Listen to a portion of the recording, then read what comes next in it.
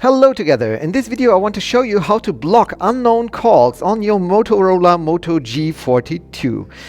People who are hiding their own number, I don't like them very much, because in most cases it's marketing companies or it's spam or other people. So normally I would say, okay, let's just block these people. But how can you block these people? With the Motorola Moto G42 it's pretty easy. We must click here on the phone app. And when it opens, we click on the three dots at the top right and we click on Settings.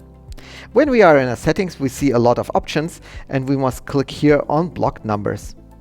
And you can see here unknown. Block calls from unidentified callers. So if I turn it on now, what will happen if somebody who hides his number will call me? So my phone won't ring. My phone won't give me any information or something. And sometimes the person will get an information. This person has blocked unknown numbers or other things, but it won't reach to me. You can also add a number that you are knowing. So perhaps you have an ex-girlfriend or ex-boyfriend or people who are annoying you, and you can just put their numbers here and then you can block them specifically. So this is pretty cool, but if you want to block unknown numbers, this is the setting you must activate. Yes, I hope this video helped you a little bit. If yes, please give me a thumbs up, subscribe to my channel, and we'll see you the next time.